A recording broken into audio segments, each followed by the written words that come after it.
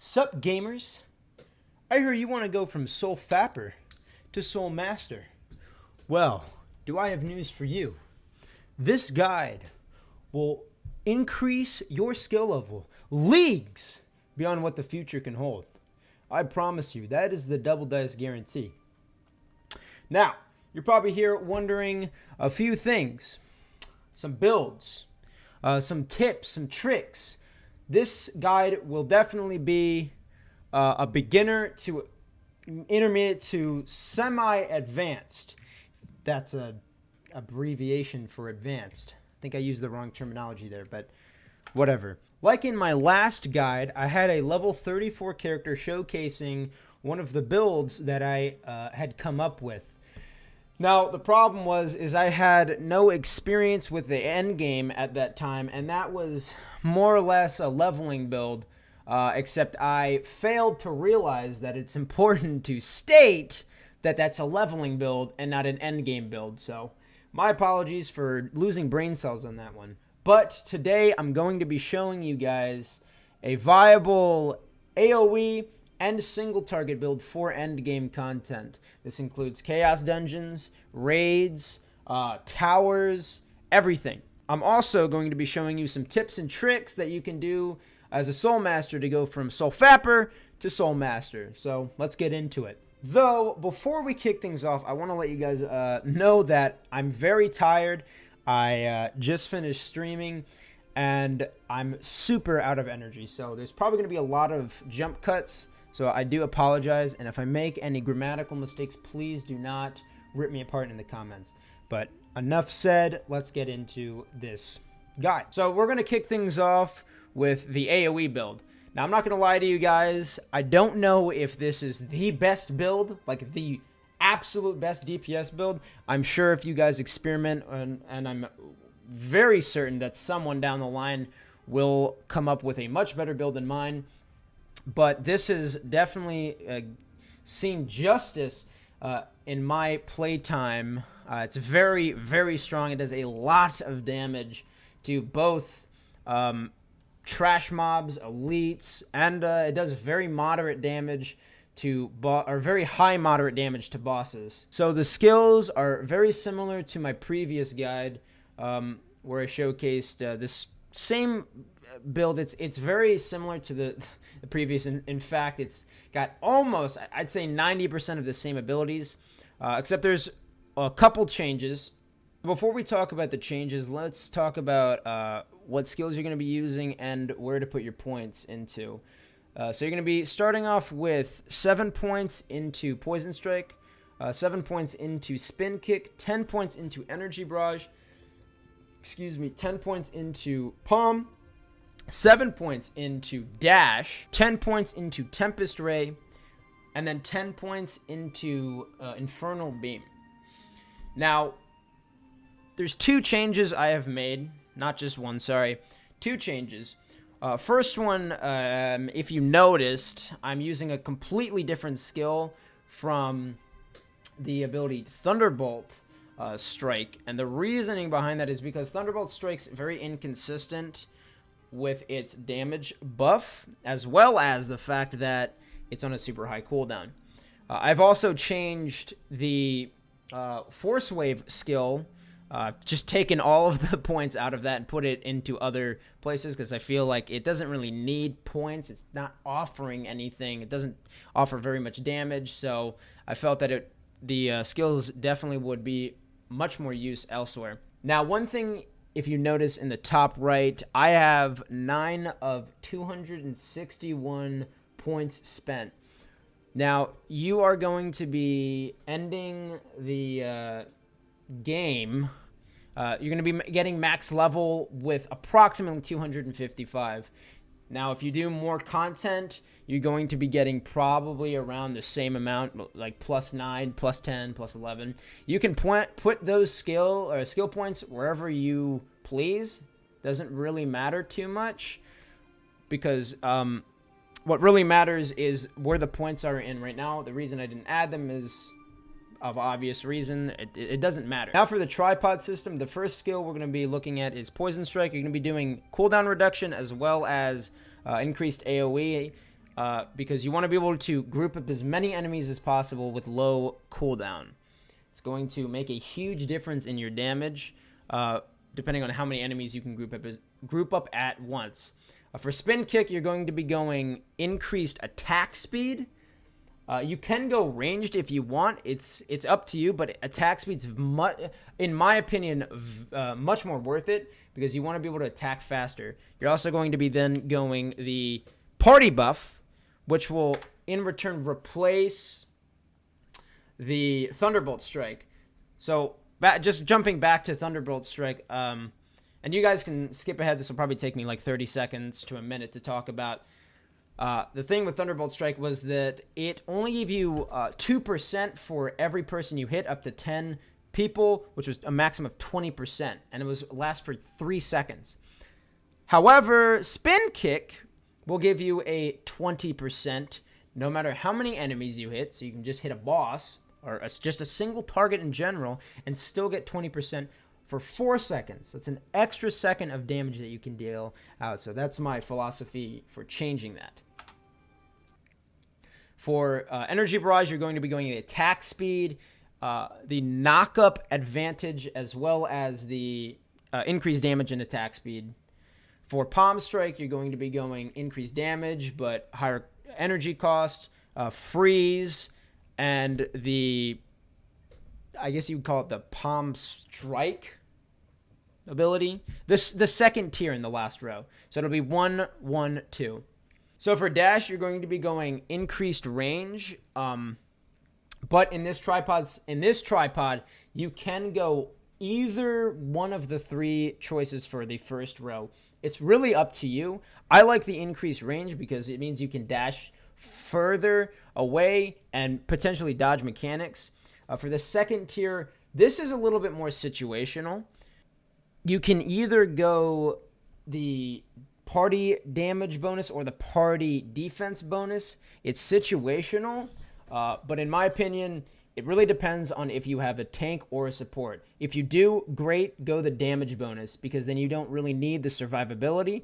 Otherwise, if you're solo doing a raid, or if you are doing a dungeon but do not have any tanks or supports, then I would 100% recommend taking the defense bonus. It's very good. It resets whenever you use your dash, and you don't need to spam all 3 dashes to get the effectiveness out of it. Whereas with the party damage bonus, you do. Tempest Ray, you're going to be choosing the lower resource cost, the increased width, as well as the 50% increased damage second shot. Or 2, 3, 2, 1. Infernal Beam, you will be going the increased damage against invulnerable or immune targets, the invulnerable status when channeling, and the damage bonus at the end of the channel, or 3, 3, 2. Just to run over them again, Tempest Strike is 1, 1. Spin Kick is 2, 1. Energy Barrage is 3, 3, 2. Palm Strike is 1, 1, 2. Dash is up to you for the first tier, but you can go 3. And then the second tier is situational between 2 and 3. Do not do 1. 1 is trash. Tempest Ray is 2, 3, 1. And Infernal Beam is 3, 3, 2. So for the build's rotation, it's nothing too complicated. It's pretty simple once you get the hang of it. But we're going to be starting things off with going into Super Saiyan 1. What you're going to do is follow up with Poison Strike, into Spin Kick, followed by your Palm, Tempest Ray, Force Wave into Energy Barrage. And then if the enemies are still alive, you can finish them off with your Infernal Beam. Although Poison Strike and Spin Kick should be off cooldown by that time. Just to show you guys this build in slow motion, we're going to be doing this without Saiyan, so don't be alarmed. You're going to be doing Poison Strike, followed by Spin Kick, into Palm Strike, then Tempest Ray, into a Force Wave. You might have to get close to the enemies, though, because they do get shot pretty far. and then you're going to finish with Energy Strike. Like I said, it's a very simple rotation. It's nothing too complicated. Once you get the hang of it, it becomes very easy to remember. So just talking a little bit about the build, this is really supposed to be focused on, like I said earlier, grouping up as many enemies as possible and then just obliterating them. Now, if you are faced with, let's say, an elite, then you will want to go straight into level 2 Saiyan instead of staying in level 1. If it's just trash mobs, stay in level 1. You don't have to go in level 2. Although it's not going to hurt you if you do. It's just a bit of overkill. It's not very necessary. And definitely do not go into level 3. That is way overkill. When it comes to single target for this build, it does fairly well for itself. It's nothing too insane, so don't think you can just go and solo bosses with it. If you're on your own, you might be able to do it, but you need to be very careful. The rotation for this is going to be the exact same, even if it's a boss, nothing changes, except you're going to be wanting to use your Infernal Beam away from the boss. That way you don't take damage, because you don't really have much survivability with this build. You're very reliant on your team. That's why it's a dungeon build. It's mainly for doing dungeons or group activity that have large packs of mobs, because your objective is to obliterate large density mobs. And that's really it. Now for the single target build. This build revolves around being able to output a large amount of damage in a fairly small amount of time. You are able to do your rotation of just about every 14 or so seconds. That's just with level 1 Saiyan. For level 2, it's lowered by about 2 to 3 seconds, and then so on with Super Saiyan level 3. You're going to be using this build in raids. You also are going to be wanting to use this in chaos dungeons, because you're really just skipping all the mobs and going straight to the boss, which has a ton of health and does a lot of damage, so you need to be able to melt it down quick. You can use this build in the tower as well, or whatever that solo encounter is called with the multiple stages, and anything else that's reliant on big single target damage, hence it being a single target build. As for the skill points, you're going to be wanting to put 4 skill points into Force Bullet, 10 skill points into Energy Strike, 7 skill points into Rush, 7 into Force Strike, 10 into Tempest Ray, 10 into Spiral Strike, 10 into Infernal Beam, and 7 into Force Unleashed. Now again, I have 5 points left in the top right. You can spend these however you'd like. You can save them up and try to put more points into Force Unleashed, because that's very important for damage mitigation. You don't really need any more damage in this build. What's really important is being able to stay alive, because as you may already know, I can't stress enough, we are glass cannons and we will get one shot very often. It happens a lot. So be prepared. For Force Bullet's tripod system, you're going to want to go the increased attack speed. You can go the ranged if you so choose to. It's, I think, just as good, and it gives you more room to attack from, so you don't have to be so close to the boss. So it really is up to you. I would not recommend the third option. It's not that great. For Energy Strike, you're going to go the increased attack speed, the fire damage, and the increased attack speed, as well as 50% increased damage, or 3-2-2. For Rush, you're going to want to either go the cooldown reduction or the increased movement speed. The first option doesn't really benefit that well in single target builds, because you are going to be using this very often, and you're not going to really want to use all 3 of your charges, mainly only 2.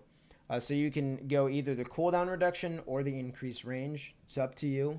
For the second tier, you're going to want to either go the damage boost or the defense. I would recommend the defense boost instead of the damage boost because of how squishy we are. We definitely need more defensives, so it would definitely not ail you to take the defensive option for this. If you're feeling confident with yourself and your team, you can go the increased damage. It does give you a pretty hunky amount of damage multiplier for your rotation, though I should warn you, if you do go this option, it will change your rotation. It'll make it a little bit harder to do instead of just going the defense route. In 4 strike, you will be taking the in-cap amplification buff, as well as the damage buff to immune or invulnerable targets. The philosophy behind this ability is it's going to offer a lot of damage on top of being able to dish out more in-cap if the target is able to be in-capped, which isn't always the case, but it still does a very, very handsome amount of damage. For Tempest Ray, you're going to be going the resource reduction as well as the charge shot into the increased range and damage, or 2-2-2. As for Spiral Strike, you're going to be going the damage boost into the third option. It doesn't really have a clear definition as to what it does or the name of it, although I do know it is the best option out of the 3 in terms of damage. And then you're going to be finishing off with the second option, which again does not have a clear indicator on what it does, but it does increase the damage by a lot.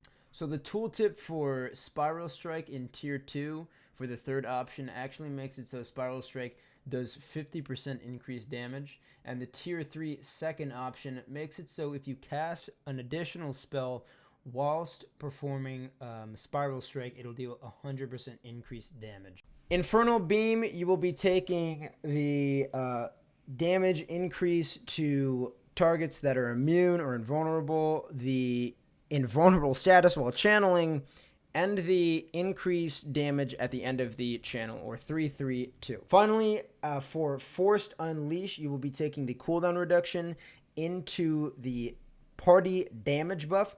You can go the party defense buff if you really have to. If you're struggling that much with survivability, then you can take that option. But the party buff, the damage party buff, will allow you, and you primarily, to do a fuck ton more damage with your 2 channeling skills, because this has a 6-second duration, which it pretty much applies to your 2 channeling skills in your rotation, which I'll show you more later. Speaking of damage rotations, here's the damage rotation for the single target build. But before we get into it, I want to inform you guys that you aren't actually going to pop your Super Saiyan form immediately.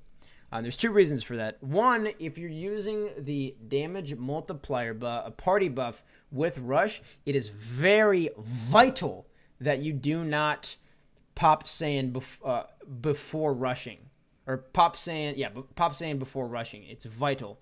As for the damage mitigation, you don't even want to rush in at all. You don't want to rush in towards the boss. You don't want to dodge in towards the boss. You're just going to walk up towards him. I know it's a crazy theory, never done before, but you're going to do it anyway. It's not that hard. You just got to click left mouse button up to him. As soon as you get up to him and you're ready to do your damage rotation, that's when you pop Saiyan and you immediately go into damage rotation. Now, the damage rotation for this build is as follows. You're going to walk up, pop Saiyan, you're going to do Spiral Strike into Energy Strike, into Force Strike, right? Force Strike? Yes, Force Strike. Now from here, as you can see, I'm just kind of cruising around. The reason for that is that you don't have any damage bonuses now. You don't have any damage bonuses at all. If you have the Rush bonus, it'll be gone by now. What you're going to use this time to do is set up and wait for an opportunity to use your biggest hitting abilities. These are your 2 abilities that are going to nuke the boss's health bar. It does such insane damage. I'm not going to try and overplay it. It isn't it's not going to do a million damage. It does up to I believe 20 to 30k, somewhere around there. Might be a little bit less, but I know over a 2 minute and 30 second duration, this build can do up to just around I think 100k, 130k, or something around those lines.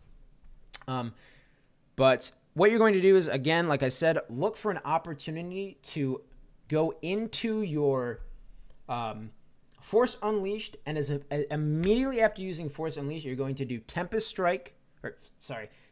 Ray into Infernal Beam. So the reason, I know, I'm sorry I keep pausing, but the reason I dashed there was to gain the damage mitigation buff, just in case you get hit with anything. Before you go into damage, I want to let you guys know that you should use one of your rushes to get a damage mitigation off. That way, just in case the boss decides to turn to you and fucking breathe on you and insta-kill you, that way it won't insta-kill you. Or it might just come a little bit close, but you should survive it, with all things considered. But as soon as you get into position and you're ready to do your damage, it's Forced Unleashed, Tempest Ray, Infernal Beam.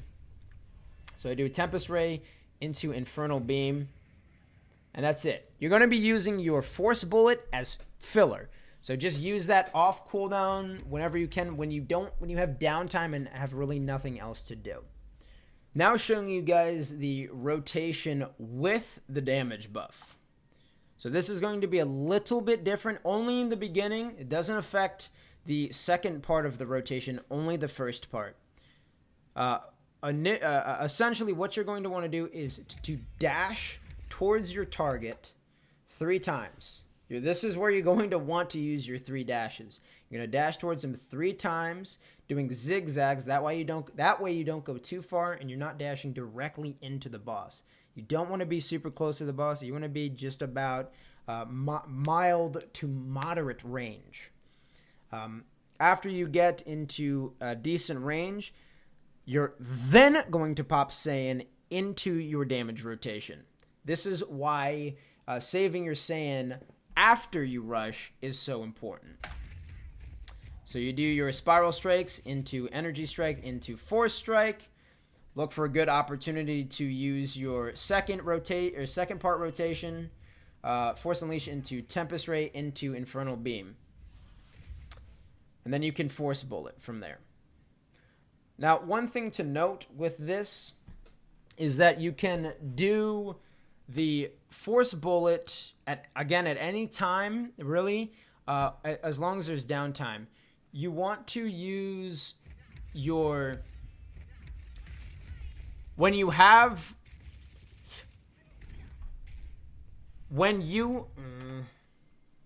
my god, it was so fucking far back. When you have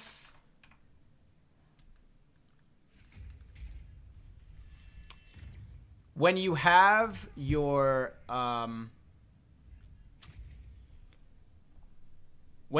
dash up, that is when you're going to want to wait for the rest of your cooldowns, including Spiral Strike, Energy Strike, and Force Strike. You want to wait for those 3 cooldowns before using your Rush, because you want to use your Rush's damage multiplier to increase the damage for those 3 abilities. Your Forced Unleashed is only meant to empower your 2-channel skills in this rotation. Force Bullet does not require any sort of damage multiplier at all. Now, one other thing with this rotation, when staggering your build, you're going to want to wait until your 2 or 3 primary cooldowns are up, which are Tempest Ray, Forced Unleashed, and Infernal Beam. Your 3 most important skills. Once those are off cooldown, and your sand is about to run out. So you're gonna want to have to time them. It's kind of important that you time this. This is very timed oriented of a build. You want to time all your rotations so they match up perfectly. Once those 3 are off cooldown, then you can go into your second level then into your third level. Second level with the rotations, wait till it's about to run out and then go into your third level. Don't go into it immediately. Just showing some gameplay of it now. Just want to go over the rotation again, and just some small pointers with it. Remember that with Rush, you're going to want to use it. If you have the damage bonus, you're going to want to use it before you use your Saiyan. So you dash 3 times. You can space them out if you want.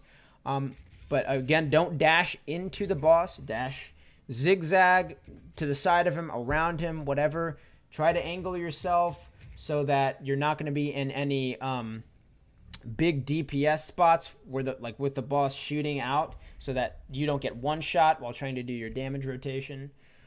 If you're doing the damage mitigation for Rush, then only use it to get out of sketchy scenarios or to help someone else, or before you do your big damage rotation or the second part of your damage rotation. I'd also like to make it point that staggering is extremely important for this build. For single target, it is extremely important that you stagger. And if you don't know what staggering is, I'm going to go over that later in this guide. Very soon, in fact. Right after this is going to be the tips, and it's in that section. If you don't want to wait, you can go down in the description, and I'll have links to each of the timestamps of what I talk about. Well, that pretty much wraps up everything there is to talk about for this guide. I hope you guys found it helpful in some sort of way. If you did, make sure to drop that like. I need to feed my starving family. Make sure to subscribe. And if you have any questions or would like to come hang out and chat, you can come to my stream at www.twitch.tv/doubledice. The links to everything will be in the description, as well as timestamps and whatnot. Thank you so much again for watching. Take care. Have a fantastic rest of your motherfucking Tuesday. And I will see all of you next time. Peace.